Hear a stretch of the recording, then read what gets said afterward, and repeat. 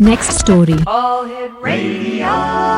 LATimes.com. Nature has last laugh at white flight as LA neighborhoods burn. Sunda Castagear. 3 to 4 minutes. The suburbs that once promised refuge from the perceived chaos of inner city living are now proving to be a perilous trap, as drought-fueled wildfires scorch the hills and canyons surrounding Los Angeles. The irony is not lost on many observers. White flight from the inner city has delivered its participants straight into the jaws of climate catastrophe. The wood-framed homes in these areas might have a half-life as little as 10 years, warned a fire official who donned the cowl of anonymous coward to speak freely. In 10 years, half will be gone. In another 10 years, half of what remains will be gone. If you can live with that calculus, enjoy your bungalow in the scrub. Otherwise, find yourself a nice apartment in the city while you still can. Concrete and steel construction surrounded by islands of asphalt will be immune to the wildfires that are only going to intensify. Wildfires, once considered seasonal hazards, have become near constant threats as the effects of climate change amplify. Rising temperatures,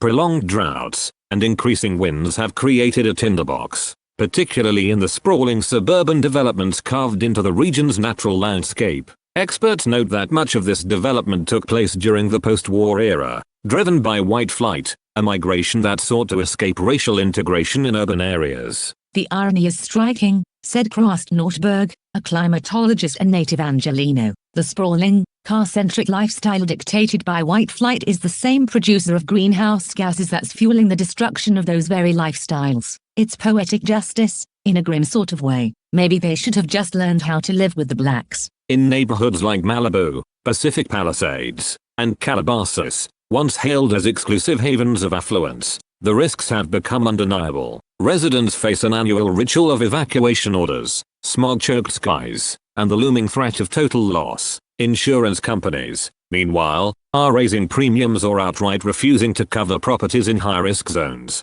further exacerbating the crisis. What we're witnessing is the culmination of decades-old housing policies colliding with climate reality, said Dr. Sarah Skywalker, professor of urban planning at UCLA. The same track developments that offered escape from urban integration are now trapping their residents in an increasingly uninhabitable landscape. Conservative commentator Trask Mulligan called the situation a perfect storm of unintended consequences in a recent column. The suburban experiment that reshaped American society may prove to be remarkably short-lived, he wrote. Nature cares nothing for our social arrangements. Dr. James Morton, a historian specializing in Southern California development patterns, points out that the current crisis was predicted as early as the 1970s. Environmental scientists warned that extensive development in these fire-prone areas was unsustainable, he said, but those warnings were dismissed as anti-growth fear-mongering. Meanwhile, real estate prices in the city's dense urban core, areas once devalued by white flight, have skyrocketed as wealthy homeowners seek refuge from the expanding fire zones. The flames don't care about property values, gated communities, or exclusionary zoning laws, said the fire official. Mother Nature has a way of balancing the books, and out here, she's been demanding repayment in full.